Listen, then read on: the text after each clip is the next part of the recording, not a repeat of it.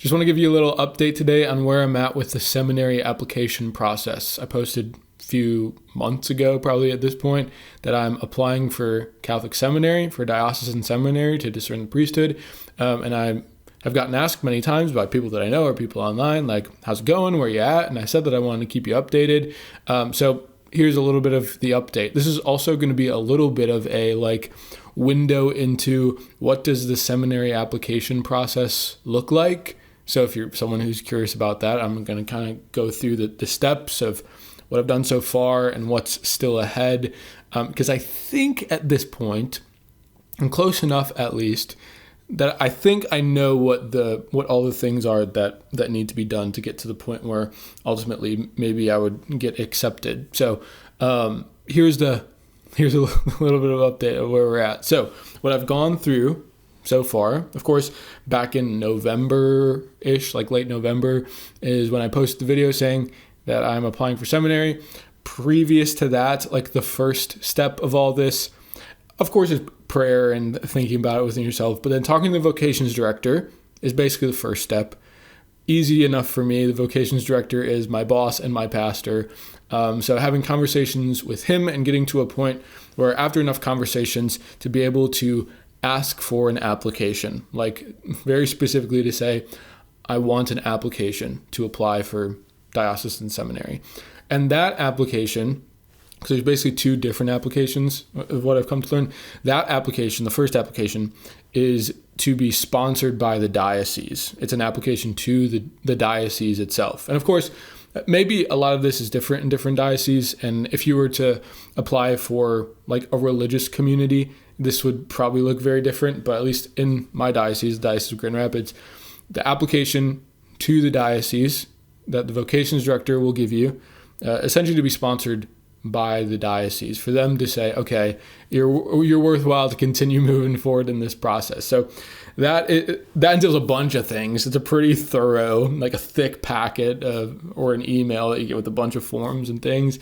But there's a long kind of like 20-page document is what I filled out of just a bunch of like personal background and info, fair amount of short answer questions, like an essay about what do you think about the priesthood, a long autobiography, which is like, I don't know, 15 to 20 pages of just like tell a bunch of things about your life and all these different categories of things to talk about. Bunch of random forms to fill out to make sure you're a safe individual and you comply with the things that are about to take place. Tracking down a bunch of sacramental records to like make sure that you were baptized, had your first communion, confirmation, whatnot. Getting transcripts, like high school and college transcripts, which I haven't thought about in a long time. Listing a bunch of references, like personal, professional references and stuff. Medical exams, like going to the doctor to get a physical, going to the eye doctor, which I haven't done in a long time, but I got perfect vision. Let it be known, 2020. And then filling all of that out, submitting all of that to the vocations director, which at this point I have submitted all of those like kind of paper documents and done the medical exams. The next step is the psychological evaluation, which sounds like something super crazy and in depth and you're going to get grilled in like a dark room with a spotlight or something. It's absolutely not that. I can make another video talking about the psych eval itself. Right now I'm in the process of the psychological evaluation. There's kind of like multiple sessions, and mine had to be stretched out for like scheduling reasons and whatnot. But like I said in previous videos, I've gotten to this point in applying for seminary before when I had tried applying for seminary a bunch of years ago. So my memory of the psych eval is just like you have like a little bit of a conversation about some of your background info. There's some kind of like psychological testing. There's a bunch of take-home papers that you fill out with a bunch of like questions for you to fill out of like some of your background with things like drug use, alcohol use, sex, whatever, things like that. Some of your just kind of psychological responses to questions. And after a few of those sessions, you'd get your results. Results would be sent to the vocations director, to the diocese, and those would hopefully, the person doing the psych eval would give you some response about like, this person is sane, or this person has these kind of psychological issues or these emotional attachments or whatnot. And if all looks good, or I mean, just if you are in the process, where I'm at right now is after filling out all of the stuff for the diocese, for the diocesan application, and being in the process of the psychological evaluation, then you apply to the seminary school itself. So for my diocese, the guys apply for and are sent to, at least for major seminary, because there's college seminary for guys who are going right out of high school or guys who don't have a college degree. And then there is major seminary, which if you went to college seminary for 4 years, then you would go to major seminary for 4 years. Or if you come in with a degree, like a college bachelor's degree already, like I have, then you would just go straight to major seminary.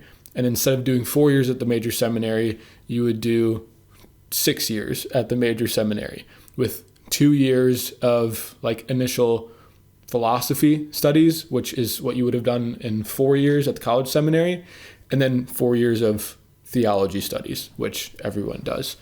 There is also, in the period before that, which is a relatively new thing that I think most dioceses are doing now, is a propedeutic year, which is sort of a preparatory year or preparatory phase before doing the like 6 years of schooling. So I would be applying to Mundelein Seminary, and if accepted, probably to do a propedeutic year for 1 year, and then the 6 years of schooling, or however that shakes out.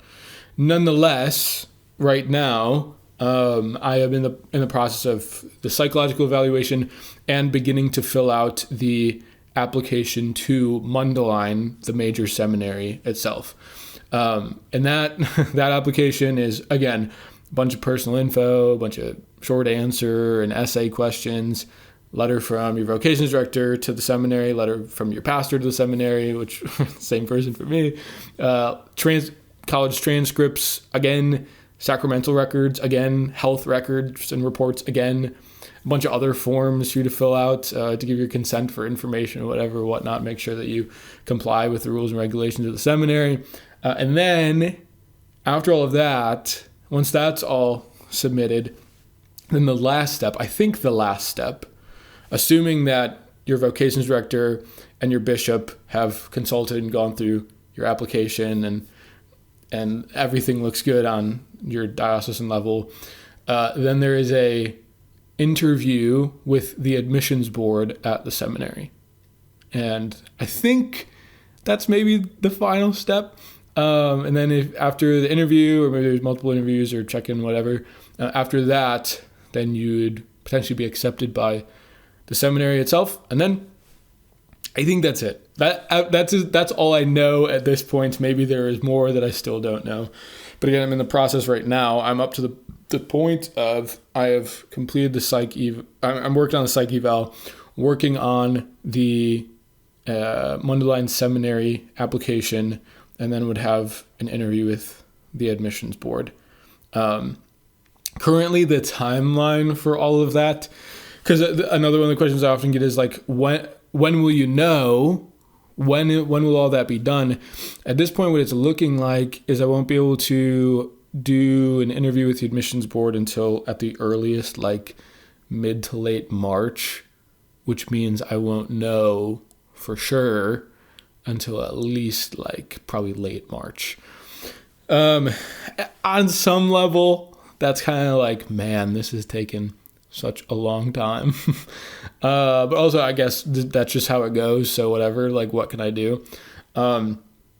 But that's I think what the timeline looks like at this point. So there's still probably a month and a half, 2 months until I will know for sure.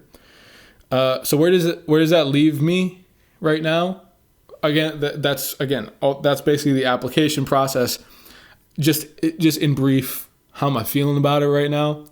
It has taken a while, and this sort of, maybe there was some initial excitement that has started to wane a little bit, probably because of the process, probably because it's the coldest, darkest, worst time of the year in late January. It has snowed nonstop here where I live for like 2 weeks. But nonetheless, I'm also part of this is just that I don't really know anyone else who's applying for seminary. So there's something sort of isolating about it. Like the guys that I live with who are all, carrying on their normal lives and dating and doing all that kind of stuff. All the people around me are sort of on a different trajectory of life than I am. And that feels in a sense sort of isolating, hard to find my place right now. Weird feeling of like, maybe I'm winding down my time in the thing that I'm doing right now, but I don't actually know, and I won't actually know for sure until March, but essentially approaching it with some amount of confidence, like I'm hoping, or I'm still intending to move forward. That's basically the gist of it, is like, I'm still moving forward on it. I'm still intending to keep moving forward on it, and I won't know until like late March for sure, one way or the other, I think. Am I thoroughly pumped about it at this point? Still no. Does the idea of going to school for a bunch of years after this thrill me? Absolutely not. How do I feel about the potential propedeutic year, maybe next year, which is very low key, which is very much just kind of like preparatory, focused on your spiritual life, just pray a lot, have a lot of kind of free time, get away from media, don't work, just kind of be in community and pray and study a little. Not really excited about that either. But is this something that I still think that maybe there's something there that I need to continue to move towards and feel like maybe the Lord has something for me there? Yes. So gonna keep moving forward with it. And of course, I'll continue to keep you updated. Thanks for asking, whether you asked or not. But that's sort of the update. That's where I'm at. So please continue to pray for me. I certainly need it. If you're someone who has been praying for me, I am confident that that is making a difference for sure. So I'm very appreciative of that, and we'll see how this continues to shake out. If you're someone who has questions about any of this, if you're an individual who's like in the process of discerning this, if you've been taking steps toward applying, or if you're like wondering about applying, reach out. My email is in the description down below. Just shoot me a message. Would love to talk more about it. I mean, like I've said in videos, I've been doing the kind of vocational discernment thing for a while. So I got some thoughts. I don't know if they'd be helpful for you, but if they would be, if you want to talk with anyone who's experienced with it, let me know. Reach out. We can talk about it more. I think that's all I have.